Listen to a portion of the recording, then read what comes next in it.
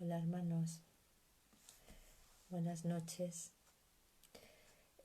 Vamos a continuar con la autobiografía de William Thetford. El viernes pasado, bueno, pues parecimos dejarlo en, en una entrevista que le hacían, ¿no? Terminamos, bueno, era dentro de la tercera parte de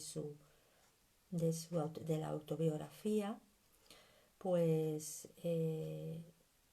hay una entrevista, ¿no? Y bueno, se van como, parece que se va sugiriendo pues todo lo que se nos ha ido contando en la narración de la autobiografía, sus apuntes, como unas notas puntuales que dice en esta entrevista. Y bueno, pues antes de nada, luego haremos un pequeño repaso de lo que se contó el viernes. Antes de nada vamos a pronunciar nuestra amada invocación de la página 30 que, que nos reconduce a nuestro ser interno, a nuestro verdadero ser, para que desde ahí Jesús, el Espíritu Santo, nos ayude a comprender las, toda la noticia de esta autobiografía que a nosotros pareciera ayudarnos en nuestro camino para comprender cómo Dios se vale de cada uno de nosotros eh, para llevar para hacer su función, ¿no? Para ofrecerle lo que Él quiere de nosotros, que es nuestra felicidad y que derramemos el amor y comuniquemos esa felicidad a todos los hermanos con los que Él nos ponga, ¿no? Con los que Él nos haga los encuentros santos. Y dice así nuestra invocación: estoy aquí únicamente para ser útil. Estoy aquí en representación de aquel que me envió. No tengo que preocuparme por lo que debo decir ni por lo que debo hacer, pues aquel que me envió me guiará. Me siento satisfecha de estar donde quiera que Él desee, porque sé que Él estará allí conmigo. Sanaré a medida que le permita enseñarme a sanar.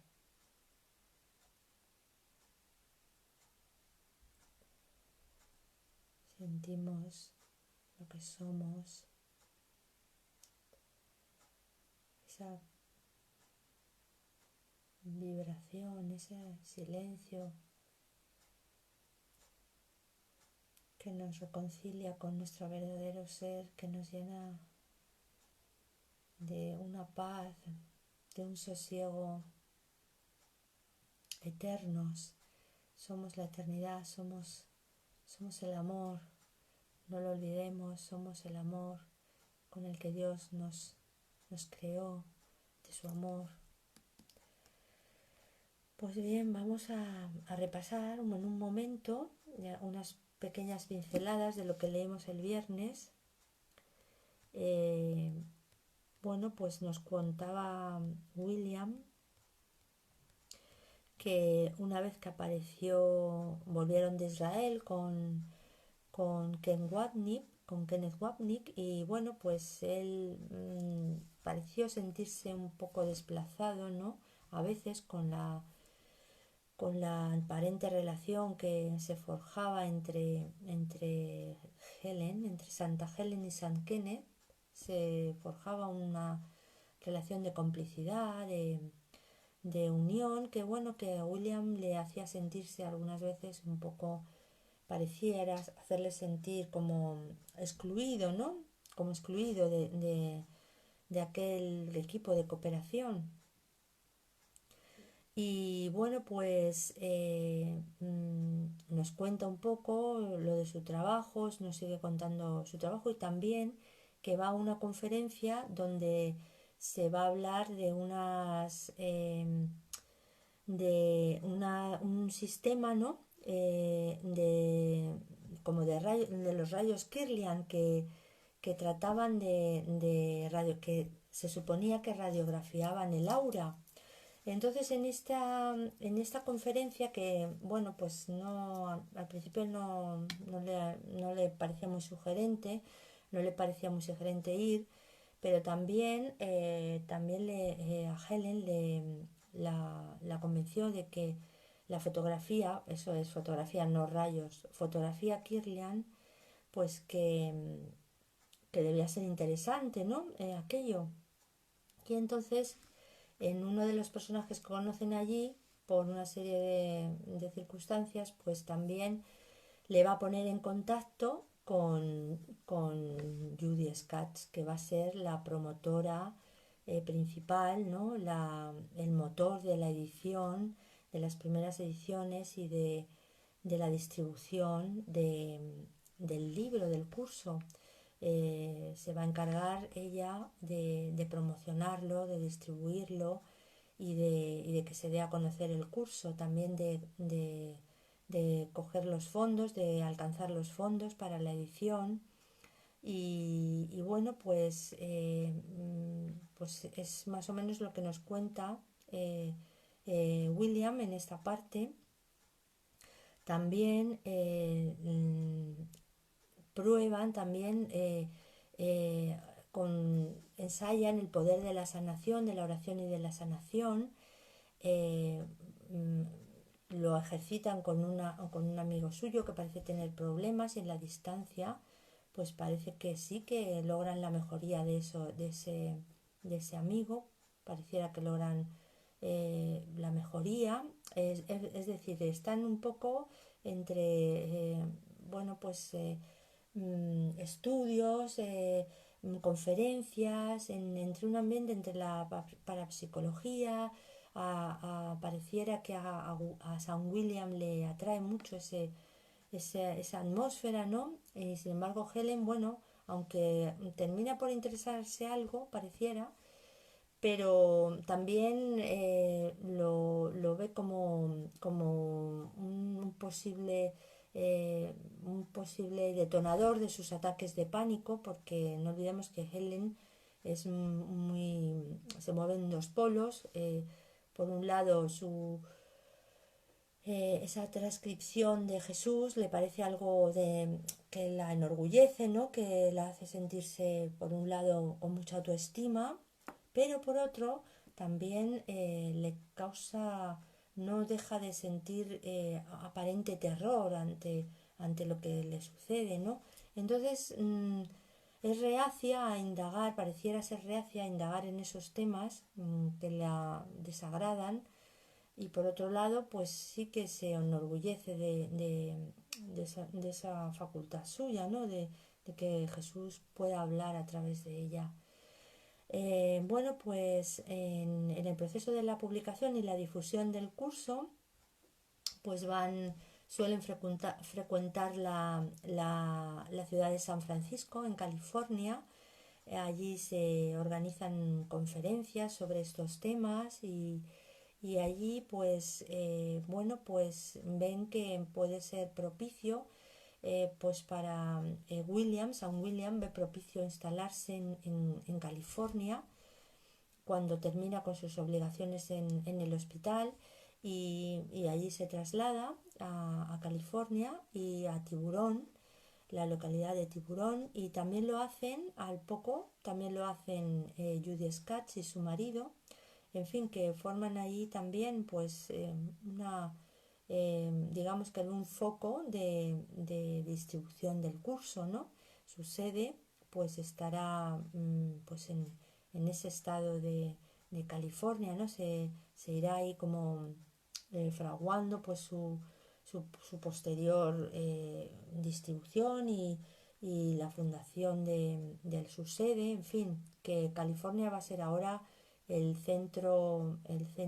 la localización de todo lo referente al curso.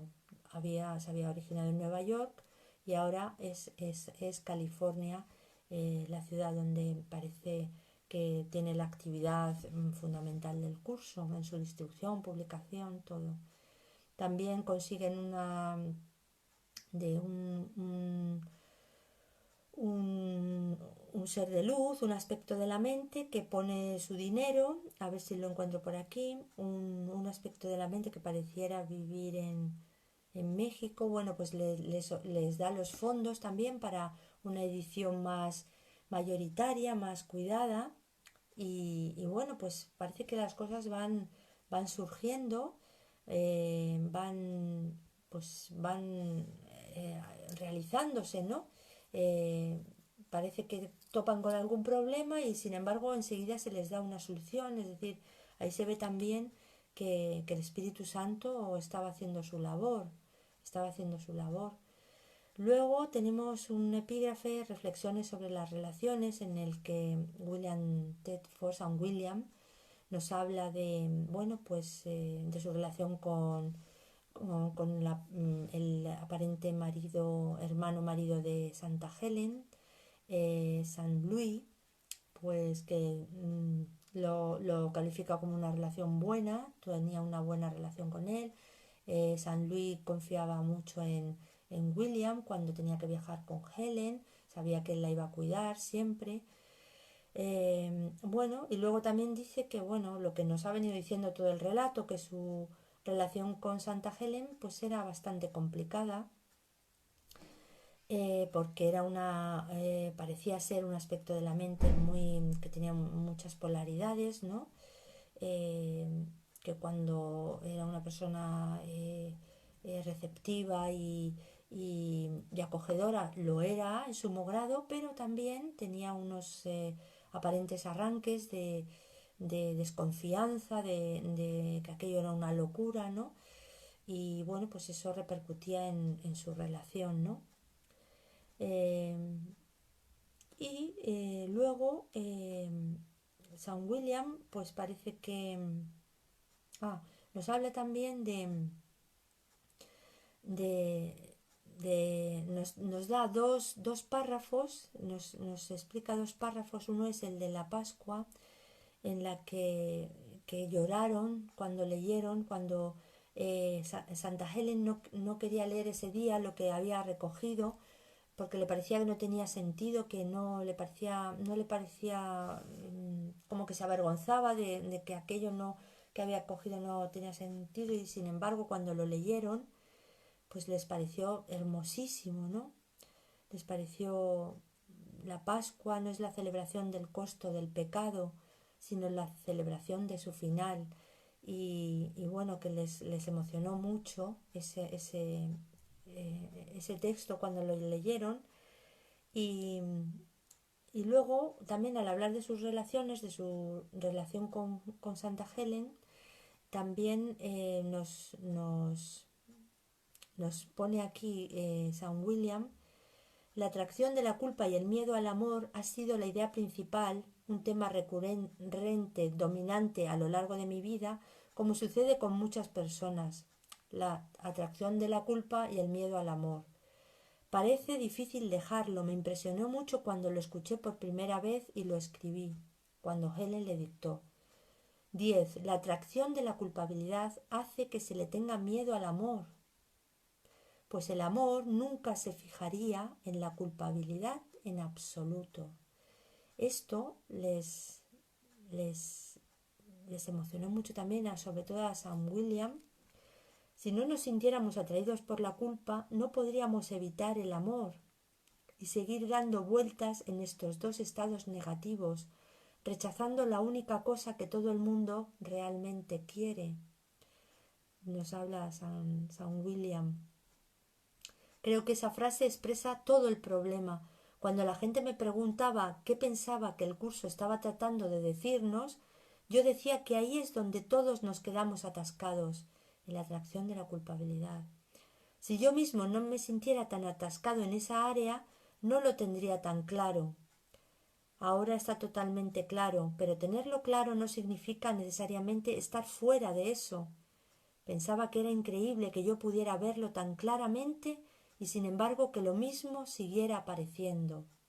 Tuve que salir de todo el ambiente neoyorquino e ir a un escenario totalmente diferente para empezar a dejarlo ir.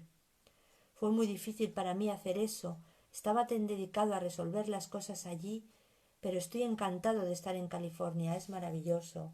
Bueno, pues se ve que ese cambio de localidad, ¿no? Ese cambio de aires a San William le vino muy bien para comprender lo que parecía ya comprender, pero en California pareció verlo claro. La culpabilidad la atracción por la culpabilidad nos aleja del amor, hacemos que rechazar al amor, lo rechazamos. Y ahí está el kit de la cuestión, ¿no? Si dejamos ir, cuanto más dejamos ir, todos esos resentimientos, todo eso que hemos ido acumulando, ¿no? Y lo llevamos al perdón, pues finalmente pues se aclarará y que dejaremos actuar en nosotros, pues solo el amor que somos. Tendremos un espacio mental limpio y, y manifestaremos lo que somos, ¿no? El amor. Y eso pareció ser lo que, lo que le ocurrió a San William, ¿no? Con el cambio de traslado y tal, y todo lo que sucedió. Bueno, pues habla de su relación con San Luis, de su relación con Santa Helen y bueno, pues su vida en California. Aquí empieza una entrevista, la entrevista en la que, bueno, pues con las respuestas que le da al entrevistador, pues digamos que pule un poco todo lo que nos ha ido contando en su narración, ¿no? Y ahora vamos a continuar con el epígrafe donde nos quedamos. Eh, Vamos a comenzar un nuevo epígrafe, pero vamos a leer antes el párrafo anterior del epígrafe anterior. Creo que el área crucial de aplicación del curso es en las relaciones. Es en las relaciones donde podemos demostrar un cambio de mentalidad. Hablar con una gran audiencia no cambia demasiado las cosas. Algunas de nuestras creencias y suposiciones hacen que todo parezca a veces como una telenovela. Y, y ahora a continuación pues es el epígrafe, el significado de todo esto. Cuando comenzó un curso de milagros me habría llamado agnóstico. Realmente no tenía ningún interés en la religión formal, pero también era consciente de las deficiencias de los sistemas psicológicos de pensamiento que constituían el cuerpo de creencias que regían mi actividad profesional. Reconocía que de alguna manera el emperador no tenía ropa. Éramos muchos los que estábamos dando vueltas exponiendo nuestros diversos puntos de vista teóricos, pero no había nadie que realmente supiera cómo armar esto de una manera significativa para cambiar la naturaleza de nuestras vidas. Es lo que normalmente, haciendo un inciso, comenta nuestra maestra cuando dice, es que se nos da no solo un manual para ser felices, sino es una práctica, nos dice cómo tenemos que ejercitarnos, ¿no? Y eso es muy importante porque se puede saber mucha filosofía de la vida, se puede saber mucho sobre el arte de vivir una existencia feliz, pero si no se nos dan las pautas, se puede teorizar mucho sobre cómo llevar una vida feliz, pero si no se nos dan las pautas de lo que hay que hacer, y el tesoro del libro es eso, nos da una cómo funcionamos, es como una anatomía psicológica, ¿no? Es la anatomía de cómo funcionamos, cómo funciona nuestra psique, cómo funcionamos, qué papel tiene el ego, qué papel tiene el Espíritu Santo en nosotros y mm, derivándose todo ello claro, de una metafísica, ¿no? Y después nos dan unos ejercicios, unas pautas para cambiar ese modo de pensar y esa manera de ver las cosas, esa forma de pensamiento, ¿no? Cuando el curso comenzó, empecé a reconocer que las verdaderas emociones, el miedo y el amor, de los que habla con tanta sabiduría y perspicacia, eran realmente las dos únicas emociones que importaban. Si pudiera aprender a olvidar el miedo, automáticamente experimentaría el amor, porque esa es nuestra realidad natural. Mientras continuaba practicando mi propia actitud defensiva, me daba cuenta de que el curso realmente trata de deshacer. Se trata del perdón, de perdonarnos a nosotros mismos y a los demás por los errores que hemos cometido y no aferrarnos a ellos de una manera que aumenta nuestro sentido de culpa e indignidad. Si seguimos siendo como Dios nos creó, entonces somos siempre dignos por nuestra majestad natural. En este sentido, el pecado puede ser visto simplemente como un error que necesita ser corregido. Por otro lado, si creemos en el pecado en el sentido tradicional, entonces creemos en la culpabilidad y el castigo. Sin embargo, un error es algo que siempre se puede cambiar y corregir.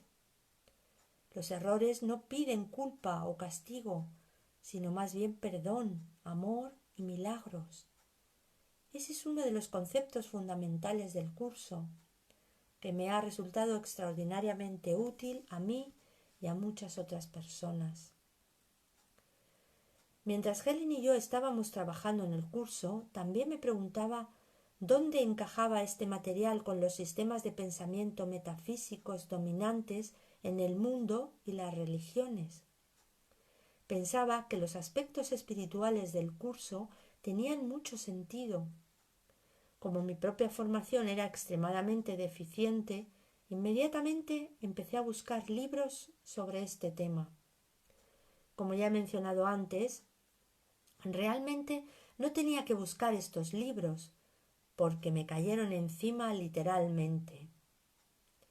De alguna manera, dondequiera que iba, parecía haber libros relevantes.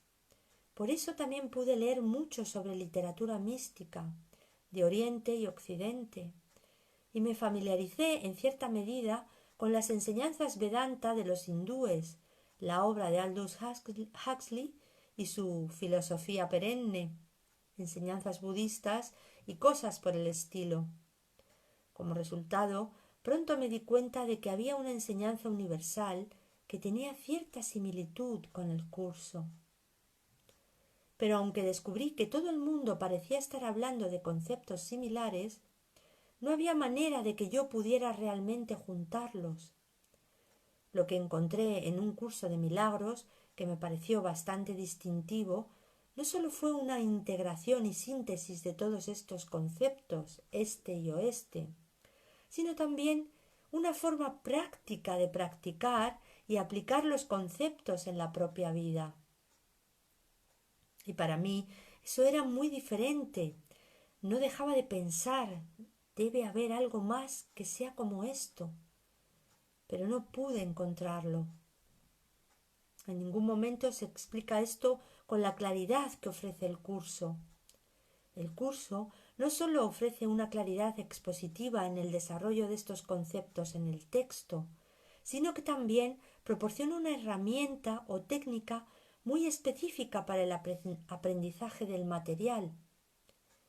Este programa de aprendizaje preciso se ofrece en el libro de ejercicios para estudiantes con sus 365 lecciones, una para cada día del año, y el manual para el maestro, con su guía personal y aclaración de términos.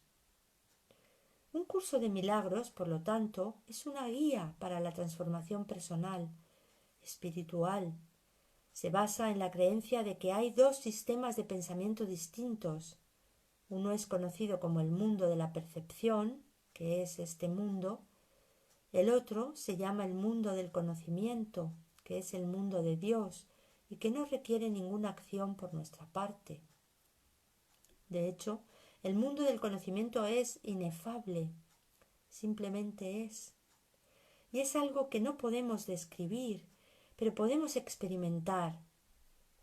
El mundo en el que vivimos todos los días en el que estamos atrapados es el mundo de la percepción, es el mundo del cambio, del flujo, del miedo o de la culpa, un mundo de caos constante. Y es aquí donde el cambio es posible, porque es posible ver este mundo de manera diferente. El curso está diseñado para ayudarnos a tomar conciencia y practicar nuestra salida del mundo de la percepción y entrar en el mundo del conocimiento a través de una serie de ejercicios muy específicos ofrecidos en el libro de ejercicios. El curso también hace una distinción muy importante entre las dos emociones que experimentamos. Recuerdo que me impresionó enormemente cuando esa distinción se estableció originalmente en el texto. Decía: el miedo y el amor son las únicas emociones que eres capaz de experimentar. Capítulo 12, en el epígrafe primero, párrafo 9, frase 5.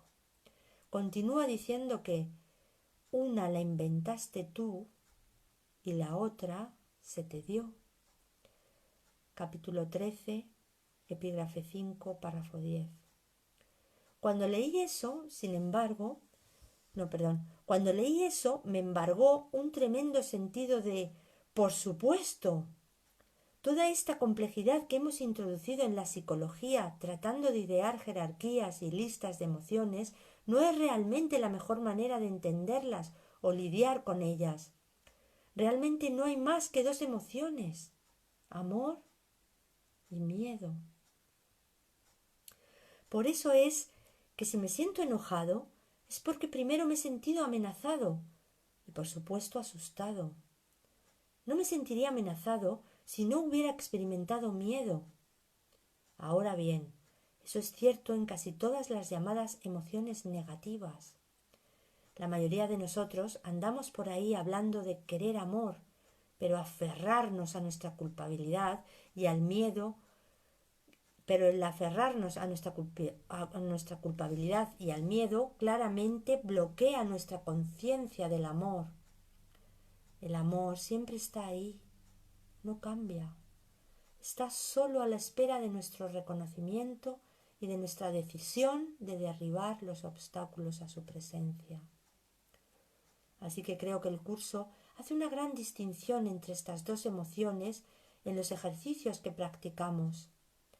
Poco a poco nos enseña a dejar atrás el miedo y aceptar el amor como nuestra herencia natural. Realmente creo que si las enseñanzas del curso fueran ampliamente practicadas, las guerras terminarían. No habría razón para atacar a nadie, porque empezaríamos a reconocer que todo esto es algo que inventamos en nuestras mentes, la manera en que estamos malinterpretando. La proyección produce percepción. Primero miramos dentro y luego vemos fuera. Así que el enemigo no está ahí fuera. El enemigo es en realidad nuestras propias necesidades, deseos y frustraciones que atribuimos a alguien más, a alguna nación o a alguna institución, cualquiera que sea. La verdad es que no cambiamos a nadie más que a nosotros mismos. Y sé que es un trabajo muy importante, pues al cambiarnos a nosotros mismos y al cambiar la forma temerosa en que miramos a otras personas, ya hemos hecho una contribución inestimable. Entonces provocamos una especie de efecto dominó. Cambiar mis pensamientos y actitudes tiene un impacto en la gente que está cerca de mí y les ayuda. Creo que esto es cierto para todos nosotros, que tiene un efecto acumulativo cuando tratamos de cambiar de forma decidida nuestras percepciones del miedo al amor, de la guerra a la paz. No lo he entonado bien. Creo que esto es cierto para todos nosotros, que tiene un efecto acumulativo cuando tratamos de cambiar de forma decidida nuestras percepciones del miedo al amor, de la guerra a la paz. Creo que esto es lo que la Madre Teresa está tratando de hacer a su manera, y el poder de esa pequeña dama es bastante obvio. Aunque en el curso hay una serie de características como esta que son ciertamente distintivas, es evidente que el énfasis principal está en el perdón, que es omnipresente a lo largo de los 3 volúmenes. El perdón es lo único que se nos pide que hagamos si queremos despertar de nuestro sueño, el mundo de la percepción y el miedo. De alguna manera tenemos que aprender a perdonarnos a nosotros mismos y a los demás y a dejar ir nuestra creencia en una realidad de culpa y temor. De hecho, el curso es muy explícito acerca de la importancia del perdón y declara inequívocamente: 1. La única manera de llegar a Dios aquí es mediante el perdón. No hay otra manera. Lección 256. Párrafo 1, frases 1 y 2. El énfasis es también en hacer esto aquí y ahora, en las relaciones en las que estamos involucrados, sanando estas relaciones a través del perdón y reconociendo que realmente no podemos progresar a menos que hayamos hecho todo lo posible para liberar y dejar ir nuestros sentimientos negativos sobre nosotros mismos y los demás. Es alentador también darse cuenta de que no se nos pide que hagamos esto por nosotros mismos, porque Dios está listo para ayudarnos en cualquier momento que estemos dispuestos a ser ayudados. Todo lo que tenemos que hacer es pedir. Invariablemente, la ayuda que recibimos de Dios es vista o experimentada como un milagro. Tengo derecho a los milagros. Lección 77. No importa cuál sea tu error o necesidad. Como explica el curso en los 50 principios de los milagros, al principio del texto: 1. No hay grados de dificultad en los milagros. No hay ninguno que sea más, entre comillas, difícil o más, entre comillas, grande que otro. Todos son iguales. Todas las expresiones de amor son máximas. Capítulo 1, párrafo 1, epígrafe 1, párrafo 1, renglones 1 al 4. Es importante entender también que un milagro no es algo sobrenatural en absoluto. De hecho, los milagros son muy naturales y cuando no ocurren, algo va mal. Como se ha dicho, un milagro es realmente una expresión de amor y el amor es felicidad. Así que el curso también trata sobre nuestra felicidad. La felicidad es realmente experimentar la alegría y hacerla parte integrante de nuestras vidas, de forma natural, no algo que nos sintamos culpables de agarrar en momentos extraños. El curso dice que nuestra realidad natural, es feliz y amorosa, pero nos enseñamos algunas nociones extrañas y singulares, así que gran parte del curso es realmente desaprender las cosas dañinas que nos hemos enseñado a nosotros mismos que impiden que nos sintamos felices y alegres. A medida que comenzamos a dejar ir esta interferencia que hemos inventado, entonces empezamos a experimentar lo que es natural para nosotros. Y eso solo puede ser amoroso y feliz. Es un conjunto de libros muy profundos. Me resulta bastante difícil resumir de qué trata todo este material. Una pregunta que a menudo surge acerca de un curso de milagros es: ¿por qué vino el curso cuando llegó y en un formato cristiano? Justo antes de empezar a escribir el curso, Helen recibió una serie de pensamientos que, de alguna manera, responden a la primera pregunta. Como dice en su autobiografía, la situación mundial estaba empeorando a un ritmo alarmante. Gente de todo el mundo fue llamada a ayudar y estaban haciendo sus contribuciones individuales como parte de un plan general preestablecido. Sin embargo, debido a la extrema necesidad, el proceso evolutivo, normalmente lento, estaba siendo ignorado en lo que podría describirse como una, entre comillas, aceleración celestial. Helen fue llamada a hacer su parte escribiendo el curso, y mi parte era obvia en asociación con la suya. En otro mensaje especial que le llegó a Helen antes del material del curso, se aborda la segunda parte de la pregunta. Contenía algunas afirmaciones de que el cristianismo ya no era particularmente cristiano, debido a las muchas distorsiones que se habían deslizado en nuestra comprensión de sus conceptos y enseñanzas. Por ello, ahora era necesario definir algunos de estos conceptos y términos de manera que tuvieran un significado más actual. Esto es lo que el curso intenta hacer, restaurar realmente lo que creo fue el significado y el mensaje original del cristianismo.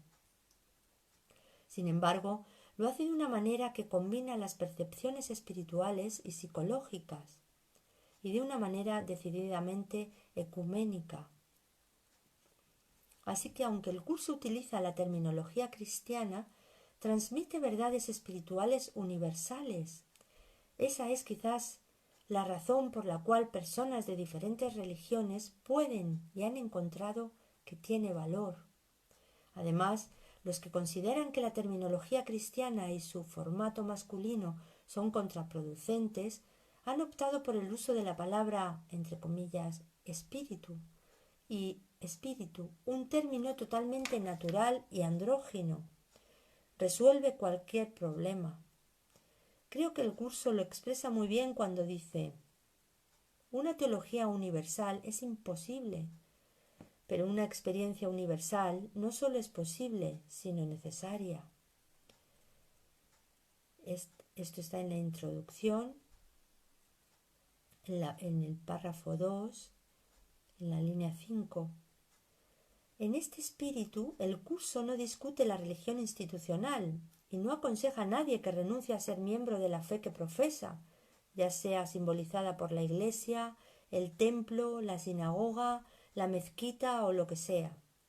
En su lugar, el curso pide una unión espiritual y la voluntad de dejar ir el sentido de separación el uno del otro y de Dios. Así que me ha impresionado lo ecuménico que es el curso.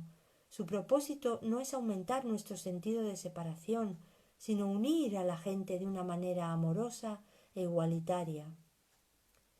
En cuanto a la voz interior que Helen oyó como la de Jesús, creo que tanto Helen como Ken sintieron que tenían una relación mucho más personal con Jesús que yo. Y siempre me ha costado mucho trabajo precisar el curso en términos de una persona concreta. Cuando se habla del Espíritu Santo o de Jesús o de Cristo o de la autoridad superior, cualquiera que sea el término, me parece que estamos hablando a un nivel más allá de la idea conceptual. Y no puedo realmente precisar o identificar eso, excepto que sé que está mucho más allá de nuestros egos.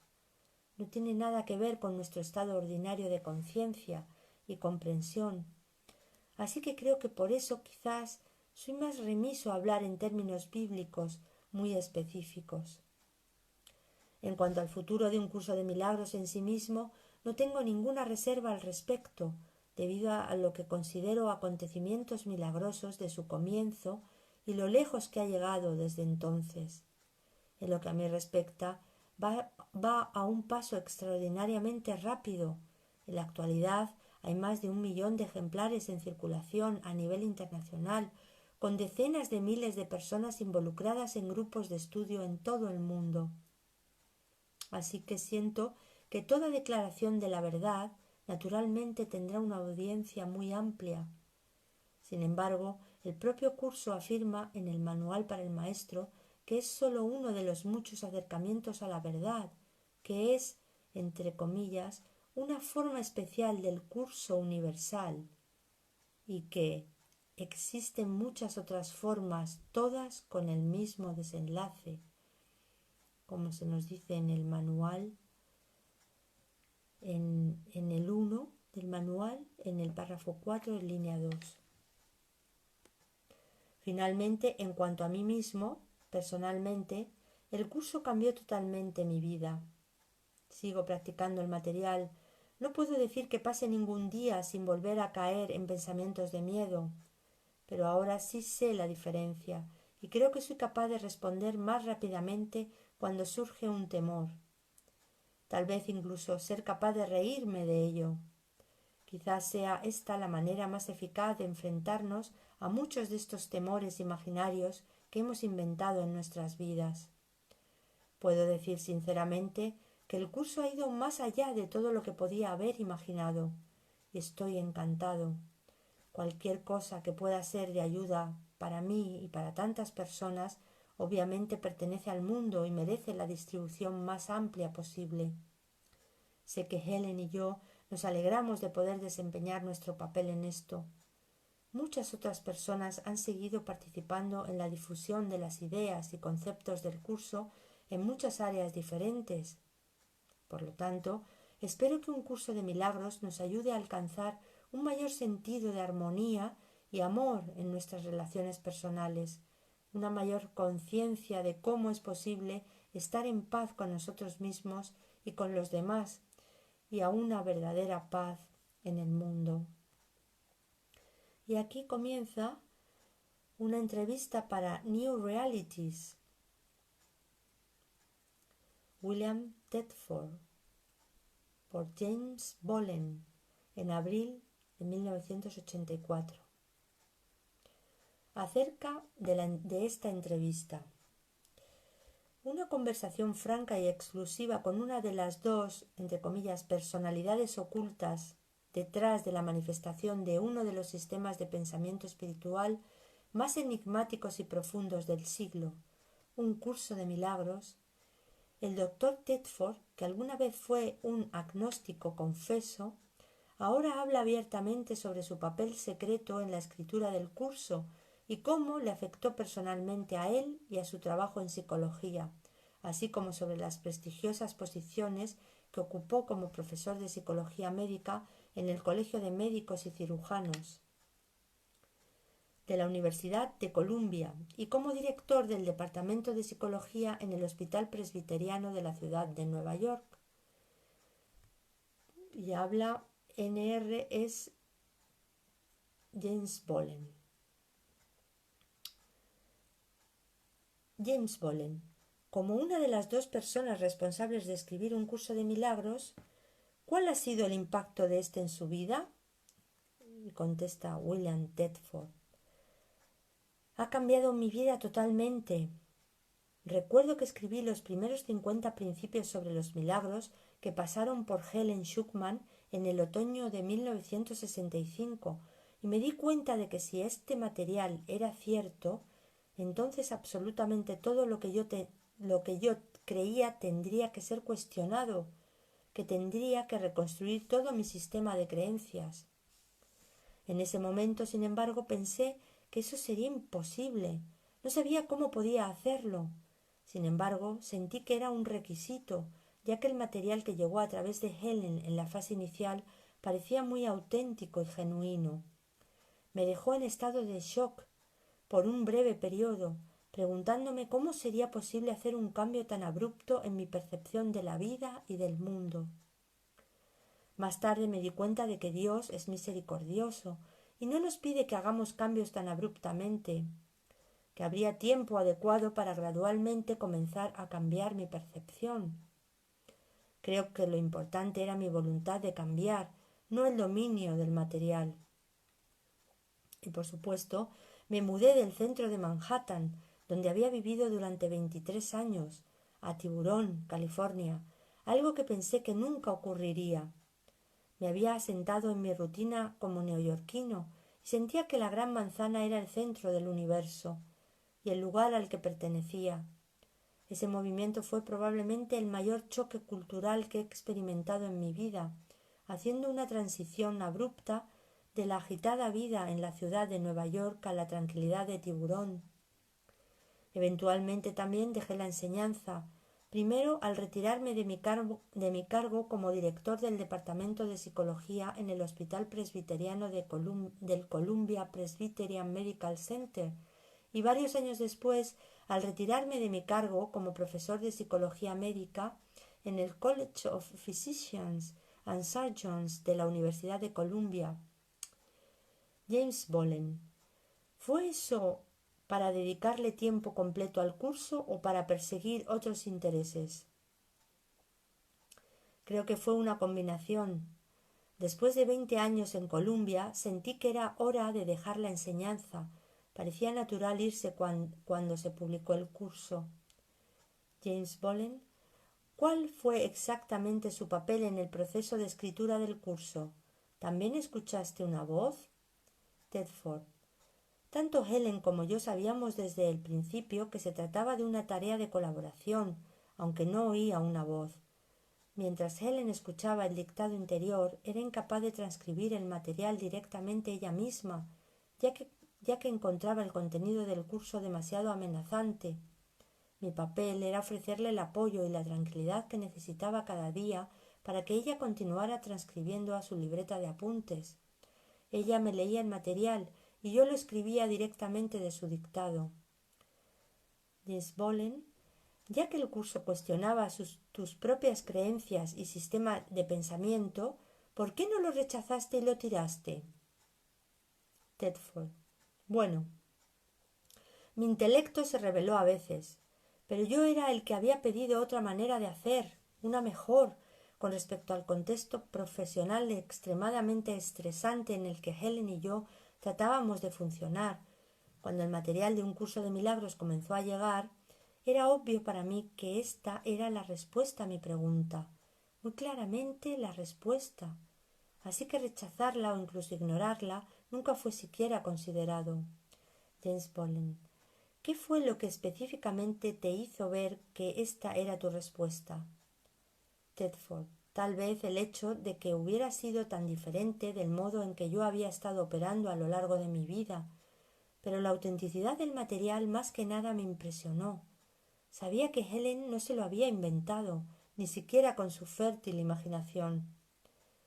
James Bolen. La autenticidad. Tedford. Bueno, el material era algo que trascendía cualquier cosa que cualquiera de nosotros pueda concebir. Y como el contenido era bastante ajeno a nuestros antecedentes, intereses y formación, era obvio para mí que provenía de una fuente inspirada. La calidad del material era muy convincente y su belleza poética se sumó a su impacto. James Bolen. Parece bastante inusual que usted, un psicólogo establecido con 2 posiciones muy prestigiosas, incluso considere la posibilidad de adoptar tal material, teniendo en cuenta su formación y los rígidos principios dentro de la enseñanza que sin duda suscribía y se adhería. Tedford. Creo que si no hubiera sido por muchas de las extraordinarias experiencias que ocurrieron durante el verano de 1965, ni Helen ni yo hubiéramos estado dispuestos a aceptar el material que ella escribió. Ya se han relatado algunas de esas experiencias en el nuevo libro de Robert Scott's Journey Without Distance, The Story Behind a Course in Miracles. Sin embargo, nuestra experiencia asociada con la Clínica Mayo en Rochester, Minnesota, no fue reportada en New Realities. Tal vez tanto como cualquier otra cosa, esta serie de eventos cristalizó toda la nueva dirección que tomaríamos. James Bolen. El evento de la Clínica Mayo tuvo lugar en septiembre y ¿no comenzó el curso el siguiente mes de octubre? Tedford. Sí, me habían pedido que fuera a la Clínica Mayo y averiguara por qué ganaban dinero en sus operaciones de servicios psicológicos, mientras que en Columbia Presbyterian parecía que siempre estábamos perdiendo dinero. Pensé que sabía la respuesta a esa pregunta porque veíamos principalmente a pacientes de la clínica que no podían pagar honorarios. Y los pacientes de la Clínica Mayo eran de clase media o alta y podían pagar. Sin embargo, me parecía que era un viaje importante y le pedí a Helen que me acompañara. Justo antes de despegar, creo que fue la noche anterior, Helen tuvo una imagen muy vívida de una iglesia que me describió con gran detalle. Incluso hizo un bosquejo de ella. Era una iglesia antigua, con varios torreones y torretas. Pensó que probablemente era una iglesia luterana.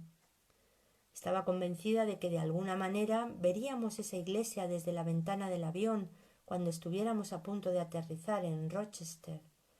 Eso, por supuesto, parecía poco probable, ya que los aeropuertos que conozco no se construyen cerca de las iglesias.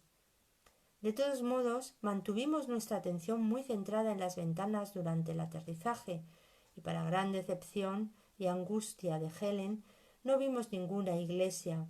De hecho, Helen estaba tan disgustada por no haber encontrado su iglesia que no tenía muchas esperanzas de cumplir con nuestro asunto al día siguiente, a menos que de alguna manera pudiera tranquilizarse.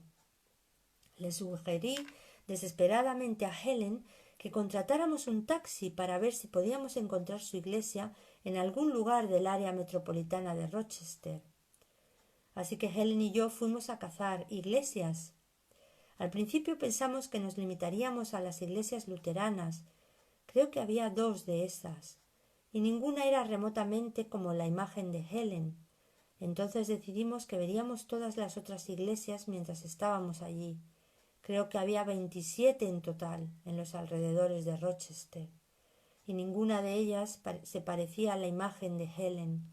Obviamente ella estaba destrozada, pero no nos preparamos para los asuntos del día siguiente. Obviamente ella estaba destrozada, pero nos preparamos para los asuntos del día siguiente. Al día siguiente de haber completado con éxito nuestro trabajo, Helen y yo nos preparamos para salir de nuestro hotel. Bajé al vestíbulo para esperarla con el equipaje y al ver un puesto de revistas decidí comprar un periódico. En vez de eso vi un pequeño folleto titulado La historia de la Clínica Mayo. Pensando que sería agradable tener un recuerdo de nuestra visita, lo compré por $1. Mientras hojeaba rápidamente, vi una foto de la antigua iglesia de Helen, exactamente como ella la había descrito con todos los torreones y torretas. Incluso era una iglesia luterana. El único problema era que había sido destruida, y la Clínica Mayo fue construida en el antiguo emplazamiento de esta iglesia luterana. Fue un momento muy dramático y estaba ansioso por compartirlo con Helen.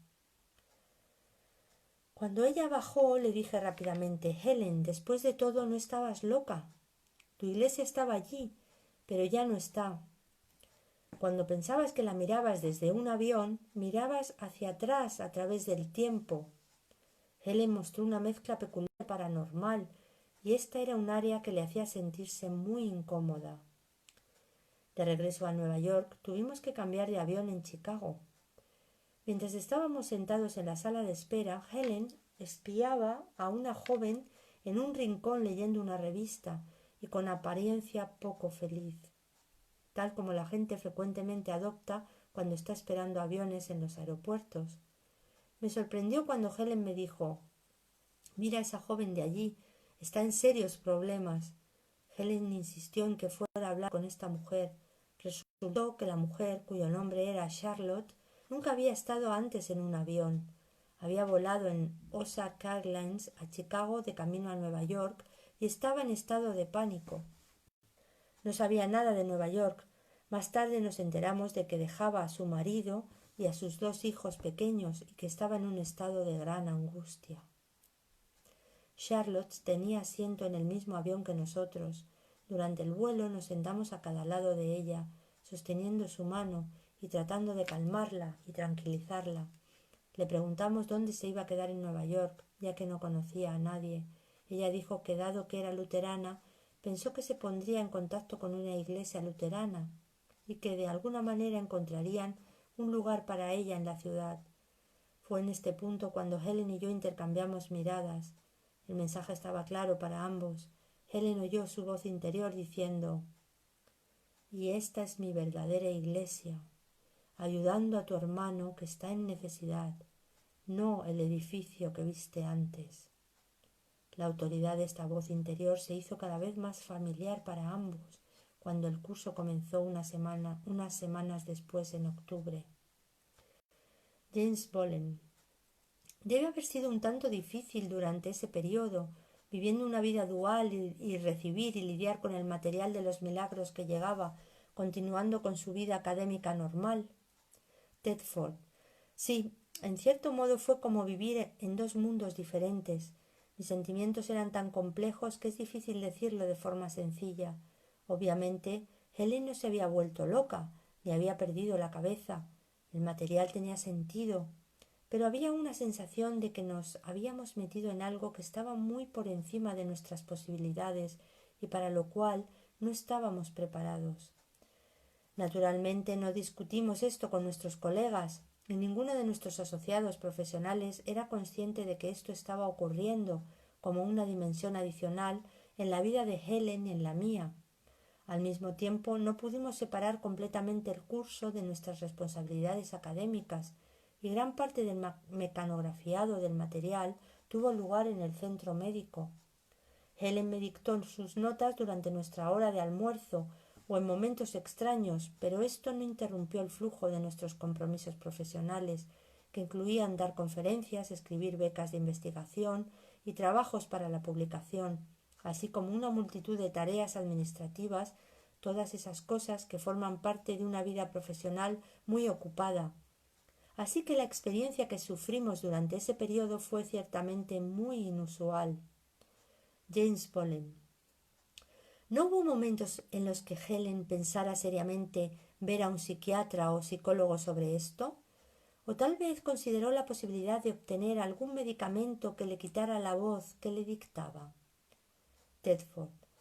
No era una voz en ese sentido. Helen no estaba perseguida por voces. Era un sentido muy específico de comunicación canalizado que le llegaba de vez en cuando.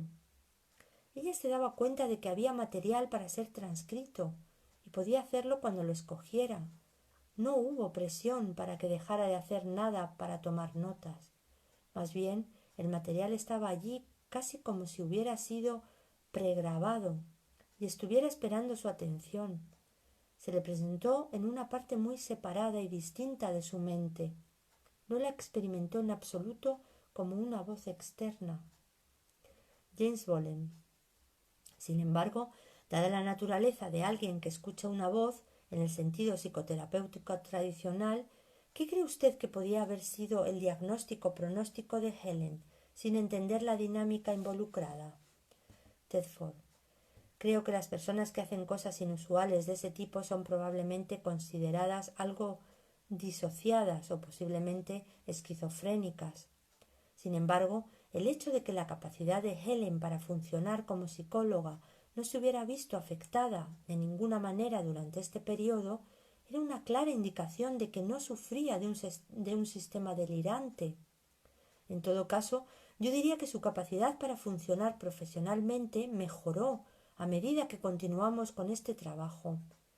Durante el tiempo que estuvimos trabajando en el curso, pareció que realmente incrementamos nuestra productividad y calidad profesional. Una confirmación de esto es que cuando terminamos el manuscrito, ambos obtuvimos la titularidad como profesores. James Bolen. Helen parecía tener mucha más dificultad para aceptar el material del curso que usted. ¿Había algún tipo de trasfondo espiritual o religioso en su vida o cualquier otra cosa que hiciera esto así? Tedford. Bueno, ciertamente no fue debido a ningún antecedente religioso temprano en mi caso. Yo había ido a la escuela dominical de ciencia cristiana hasta los 7 años, cuando mi hermana murió repentinamente y mis padres perdieron interés en toda religión. Más tarde, en mi juventud, asistí a varias iglesias protestantes, pero para cuando comencé mi trabajo de posgrado en la Universidad de Chicago, ciertamente había abandonado cualquier interés en la religión. Además, recuerdo que la Universidad de Chicago era descrita a menudo como una universidad bautista, donde los profesores ateos enseñaban a estudiantes judíos la filosofía tomista. Con ese tipo de trasfondo, creo que es evidente que cualquier creencia religiosa que pudiera haber tenido simplemente se había vuelto más confusa. James Bolen. ¿Cuál diría usted que era su punto de vista filosófico espiritual entonces? Tedford. Me describiría a mí mismo como un agnóstico. Realmente no me preocupaba si la realidad espiritual era un hecho o no. Freud consideraba la religión como una ilusión, y creo que muchos de los estudiantes de posgrado y profesores a los que me asociaba en ese momento veían la religión como algo que carecía de respetabilidad intelectual. James Bolen. Dadas sus perspectivas agnósticas en ese momento, ¿hubo algo en lo que estuviera involucrado que pudiera haber preparado el escenario para que fuera el catalizador de un curso de milagros? Tedford. No como tal, aunque yo fui uno de los primeros estudiantes de posgrado de Carl Rogers, después de que él llegara a la Universidad de Chicago en 1945. Él enseñaba que, entre comillas, el respeto positivo incondicional era un prerequisito esencial para los terapeutas centrados en el cliente. Ahora me doy cuenta de que lo que Rogers estaba enfatizando era que la aceptación total en nuestras relaciones significaba expresar el amor perfecto. Aunque reconocía lo lejos que estaba de poder practicar este concepto en mi vida, llegué a apreciar su contribución a mi propio desarrollo espiritual. En realidad, siempre pensé que una autoridad superior debía haber hecho trampa al elegir a Helen y a mí para esta misión. Cuando Helen le preguntó a la voz por qué fue elegida para este papel, la respuesta que recibió fue: «Obviamente eres la persona adecuada porque lo estás haciendo». James Bolen. Lo que es tan curioso es que ambos, Helen la atea y Bill el agnóstico, aceptaran la idea de hacer algo así. ¿Cómo puede reconciliar eso? Seguramente algo debe haber sido el detonante dentro de usted. Tedford. Durante ese verano de 1965 tuvimos muchas experiencias que sacudieron mi sistema de creencias y me hicieron ser mucho más abierto a la posibilidad de intervención divina. Para cuando el curso comenzó, yo diría que ya no era realmente un agnóstico. Helen, sin embargo, tuvo grandes dificultades con el curso en cuanto a sus propias creencias personales. Continuaba preguntándose lo que le estaba sucediendo durante todo el tiempo que estuvo transcribiendo el curso, y no estoy seguro de que fue capaz de reconciliar lo que estaba haciendo con lo que era. James Bolen. Es interesante que a menudo utilice la palabra, entre comillas, asignación con respecto a su participación y la de Helen en el curso. ¿Por qué? Tedford.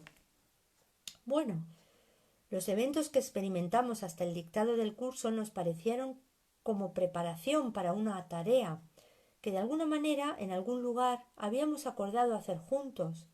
En cierto sentido, cumplíamos nuestra función. James Bolen.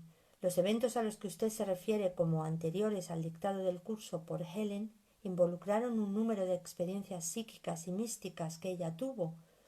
¿Tuvo experiencias similares? Tedford. Sí, pero nunca fueron tan dramáticas como las de Helen. Sin embargo, una que tuvo un efecto muy profundo en mí ocurrió el domingo de Pascua en 1970. Yo había aceptado llevar a Jen a cenar en Greenwich Village con otros amigos artistas. Era un día de invierno muy frío y tormentoso, con vientos fuertes, inusual en esa época del año. Al no tener coche me di cuenta de que iba a tener muchos problemas para coger un taxi, así que medité brevemente sobre qué hacer. Recibí un mensaje claro de que tenía que ir a la esquina de la calle 78 y la Quinta Avenida, cerca de donde vivía, exactamente a las 3:15, y el problema sería resuelto. Tenía una enorme resistencia a hacer esto, pero me puse mi equipo para tiempo tormentoso. De todos modos, caminé hacia la esquina e intenté llamar a un taxi. Dado que competía con todos los porteros de la Quinta Avenida, parecía completamente inútil. Entonces, por un momento, cerré los ojos y dejé de pensar en mis preocupaciones, diciéndome: «Gracias, Padre, ya está hecho». Y por un instante creí sinceramente eso. Cuando abrí los ojos, una limusina conducida por un chofer se detuvo frente a mí en la esquina y el conductor bajó por la ventana y preguntó: «¿Puedo ayudarle, señor?». Esto, como cualquiera que haya estado en Nueva York o vivido allí lo sabe, era un hecho altamente improbable. Me sentí muy tentado de preguntarle por qué había parado para mí, y entonces me di cuenta de que esta sería una pregunta inapropiada. Simplemente aceptaría este regalo. Entré y fuimos a la casa de Jean y la recogimos.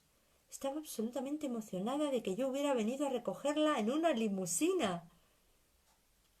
Lo interesante también es que no hablé con el conductor sobre los honorarios.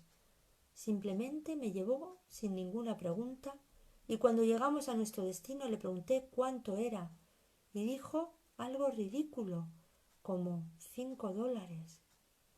Creo que le di varias veces esa cantidad con enorme gratitud y alivio. James Bolen.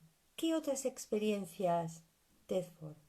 Mientras estábamos en el proceso de transcribir el material del curso, oré para que pudiéramos encontrarnos con un maestro vivo, alguien que personificara estas enseñanzas en su propia vida. Alrededor de este tiempo, un sacerdote amigo, el padre Michael, me contó acerca de la Madre Teresa de la India. Impresionado, conseguí un ejemplar del libro de Malcolm Muggeridge, Something Beautiful for God, el primer libro que describe el asombroso trabajo de sanación de la Madre Teresa con los más pobres entre los pobres. Poco después de leer el libro, el padre Michael me informó que la Madre Teresa estaba en ese momento en Nueva York. Ella había establecido recientemente un centro de Nueva York para su orden en el sur del Bronx, en ese momento el peor en crímenes en las áreas pobres en Nueva York, y se le había pedido que ayudara a facilitar algunos de sus arreglos locales. Nos invitó a Helen y a mí a visitarla en el Bronx. Inicialmente me sentía aprensivo de que mis oraciones me respondieran, ya que no estaba seguro de estar dispuesto a encontrarme con un santo vivo. Sin embargo, cuando esta pequeña mujer gentilmente nos recibió con las palmas extendidas, sentí una sensación de alivio casi instantánea. Parecía como si siempre la hubiera conocido. Completamente desinteresada y sin pretensiones, irradiaba la alegría del compromiso espiritual total. Más tarde, cuando se volvió hacia mí, me dijo: «Doctor, ¿no le gustaría venir a la India? Hay tanto que podría hacer para ayudar a los pobres». Sentí un impulso casi irresistible de responder: «Sí». Me he reunido con la Madre Teresa en varias ocasiones desde entonces, incluyendo una visita que hizo con el padre Michael a nuestras oficinas en el centro médico el año anterior a la jubilación de Helen. Para mí, su vida era una demostración de la importancia de la dedicación total y la consistencia completa en el camino espiritual. Nuestras oraciones son respondidas, aunque frecuentemente de las maneras más inesperadas. James Bolen. Se ha especulado con que usted y Helen editaron el curso, ¿verdad? Tedford. No. Tenga en cuenta que al principio no sabíamos exactamente lo que estaba pasando, así que hicimos preguntas de carácter personal y registramos las respuestas que Helen recibía.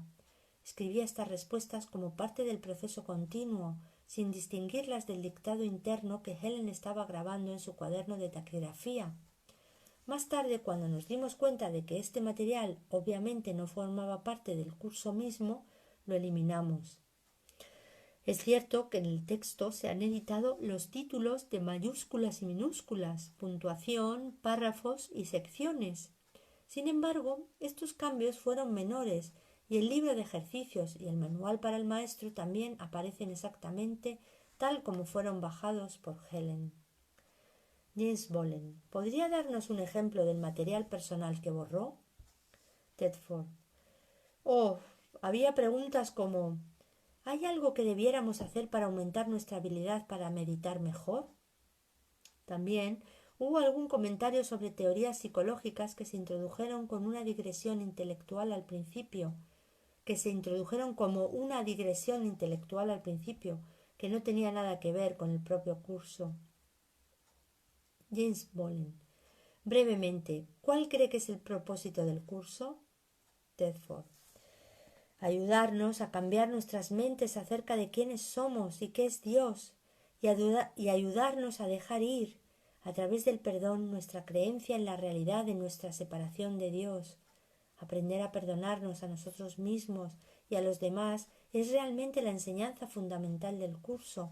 El curso nos enseña cómo conocernos a nosotros mismos y cómo desaprender todas aquellas cosas que interfieren con nuestro reconocimiento de quiénes somos y siempre hemos sido. James Bolen, ¿por qué cree que se llama un curso de milagros? ¿Por qué no un curso de amor, perdón o verdad? Tedford, por una buena razón. Nos dimos cuenta más tarde. Recuerdo, sin embargo, cuando Helen me llamó aquella noche memorable y dijo que una voz interior le dictaba lo que seguía repitiendo. Este es un curso de milagros. Por favor, toma notas. En aquel momento no respondí positivamente a ese título. Sin embargo, cuando uno entra en el curso y luego en la definición de lo que es un milagro, tiene sentido. De hecho, es el único nombre apropiado para el curso. James Bolen. ¿Y un milagro es? Tedford. Creo que un milagro es el amor que sostiene al universo. Es el cambio en la percepción que elimina las barreras u obstáculos a nuestra conciencia de la presencia del amor en nuestras vidas. El curso también nos dice que no hay orden de dificultad en los milagros. Uno no es más difícil que otro, ya que la expresión del amor es siempre máxima. James Bolen. ¿Cuál fue su reacción como psicólogo cuando el curso le presentó el concepto de que solo hay dos emociones, amor y miedo? Tedford. Recuerdo que escribí muy claramente esa sección, donde dice solo tienes dos emociones, miedo y amor, una que hiciste y otra te fue dada, y recuerdo haber pensado que ese concepto realmente se ocupa de todo el problema psicológico de los diferentes estados emocionales. Y es verdad, por ejemplo, que la ira es simplemente una expresión de miedo en acción. No puedo enojarme a menos que me siente amenazado de alguna manera, lo que significa que tengo miedo. El amor es en realidad la única otra emoción que existe y simplificaba mucho las cosas para reconocer esto como un hecho. James Bolen. ¿Y qué es el amor según su definición? ¿El tipo de amor al que se refiere aquí? Tedford. Muy sencillamente, el amor es la ausencia de miedo. También podría decirse que el miedo es la ausencia de amor. El amor y el miedo no pueden coexistir al mismo tiempo, aunque la mayoría de nosotros intenta vivir como si fuera posible. Tratamos de equilibrar un poco de miedo con un poco de amor y creemos saber la diferencia. Sin embargo, cuando dejamos ir el miedo por un instante, el amor está automáticamente allí. No es algo que tengamos que descubrir o buscar. El amor simplemente es. Es muy parecido al sol que se esconde entre las nubes en un día de niebla. Aunque no podemos ver el sol, sabemos que está ahí. En el momento en que la niebla se levanta, podemos verlo. Tal es el caso para nosotros. También, en el momento en que podemos detener nuestros temerosos pensamientos, podemos aceptar el amor y la luz que siempre está ahí. James Bolen. Eso implica bastante confianza en que siempre está ahí. Sin embargo, parece que a menudo nos llevan a un lugar, casi un precipicio, y nos piden que saltemos, con fe en que todavía está ahí. Eso es realmente difícil de hacer, o de reunir la confianza para hacerlo. Tedford. Me refiero con frecuencia a eso en mi propia vida como, entre comillas, asumir un riesgo celestial. Cuando estamos ahí fuera caminando la tabla, sin saber lo que va a pasar después. Pero ¿de qué otra manera podemos aumentar nuestra conciencia de nuestro potencial dado por Dios si no nos zambullimos en lo desconocido? Creo que todos nosotros tenemos que estar, por lo menos, parcialmente dispuestos a intentar averiguar si hay una forma diferente y mejor de vivir. De lo contrario, simplemente perseveraremos en los mismos viejos patrones de nuestras vidas. James Bolen. El curso también distingue entre el ego y el ser en términos diferentes a los convencionales. ¿Cuál fue su reacción a esto como psicólogo? Tedford. El término, entre comillas, ego, tal como se usa en el curso, se refiere a nuestra superficie o falso yo, que se identifica con el cuerpo como su forma externa de expresión. Esta identificación ego-cuerpo es el que yo no, perdón. Esta identificación ego-cuerpo es el yo que hemos construido como contrastado con el yo espiritual que Dios comparte con nosotros. El ego es realmente nuestra creencia en un yo separado de Dios. La proyección de este pensamiento de separación da lugar a un mundo de formas. El ego cree que este mundo fenoménico existe independientemente, aunque no tiene existencia aparte de la mente dividida que lo proyectó. James Bolen.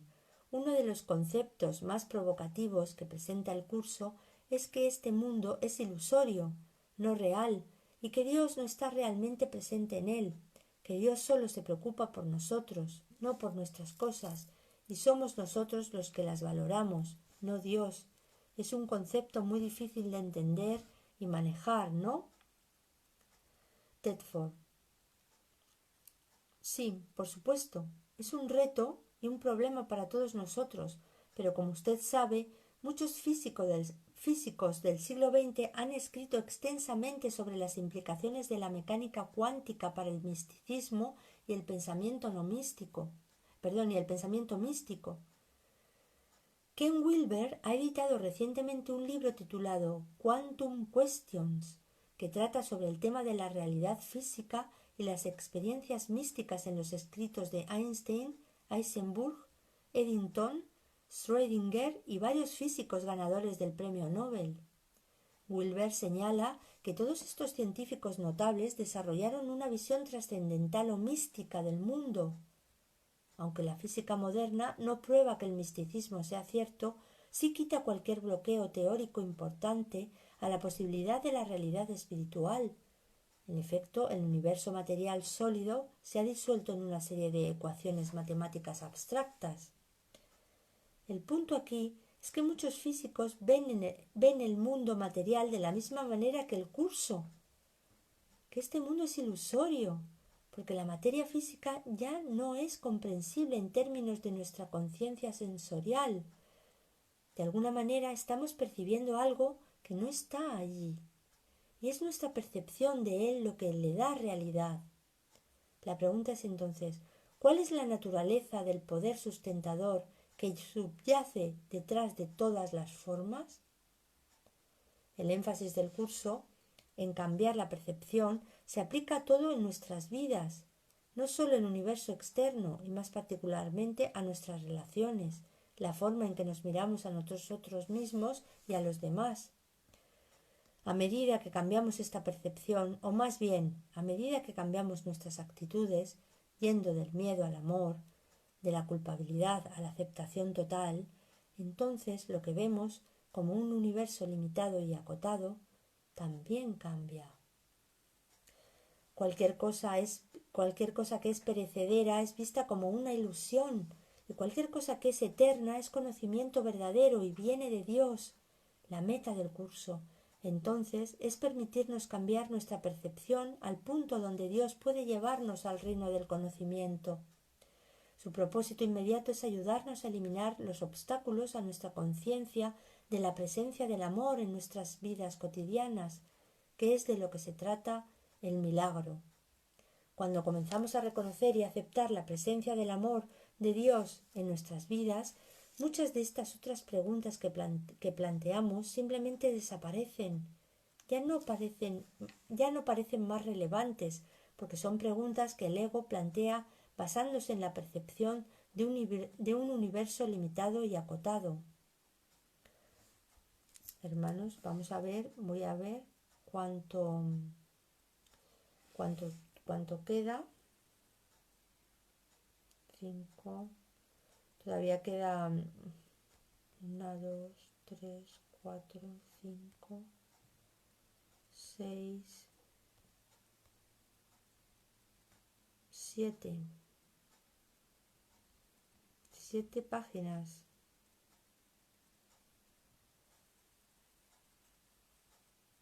8 páginas. Si queréis, como es un poco, ya son las 11 menos 5, pues si queréis mañana terminamos la lectura, porque se ha hecho un poco tarde y estas 8 páginas puede que tardemos todavía por lo menos 20 minutos o por ahí.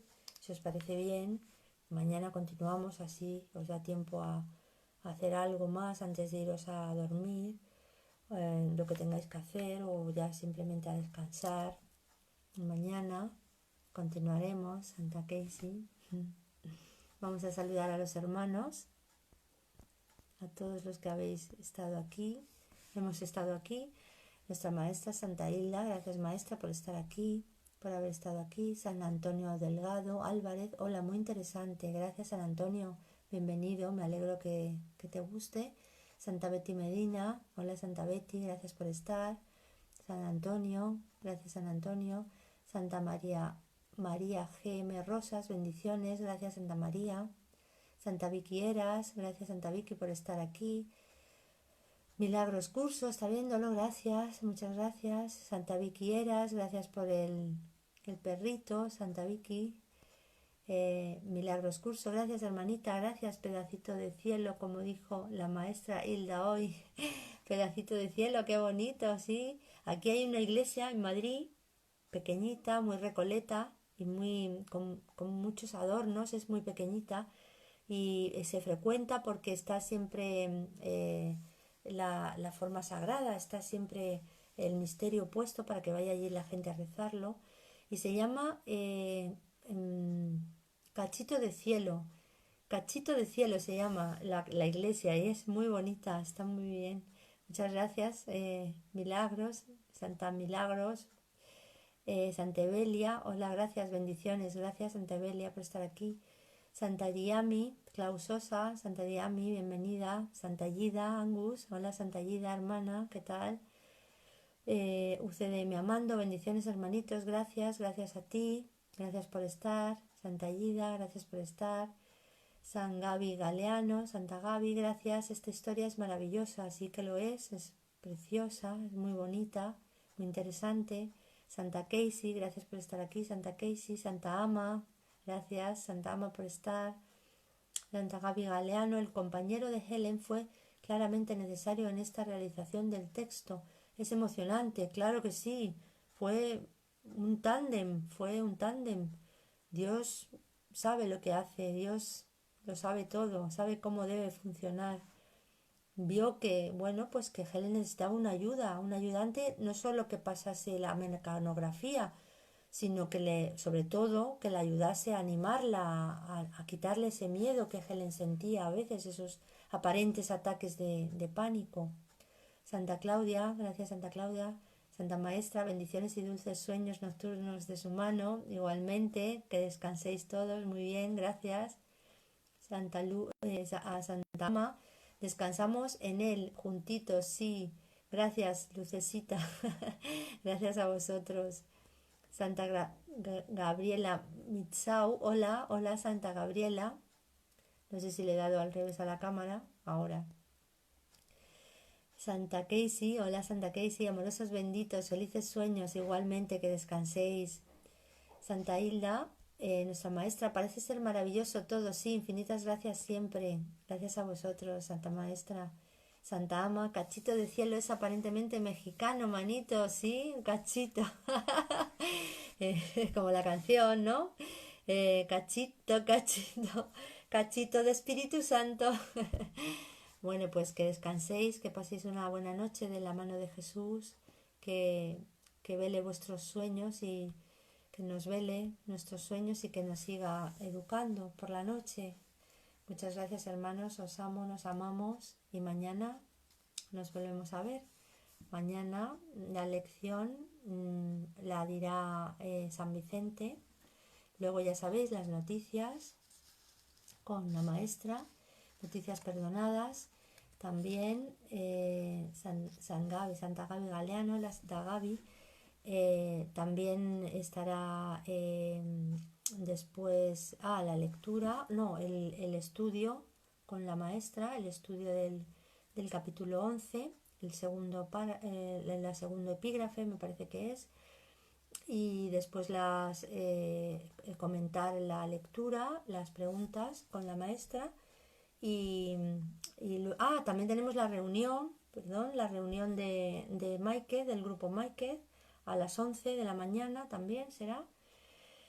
Y bueno, pues ya os iremos informando de todo lo demás. La maestra leerá, supongo, la ausencia de felicidad por la tarde también. Y nosotros terminaremos la autobiografía de San William Thetford juntos. Os espero. Un beso. Os amo hermanos, nos amamos. Que descanséis, Santa Ama. Adiós hermanos, hasta mañana.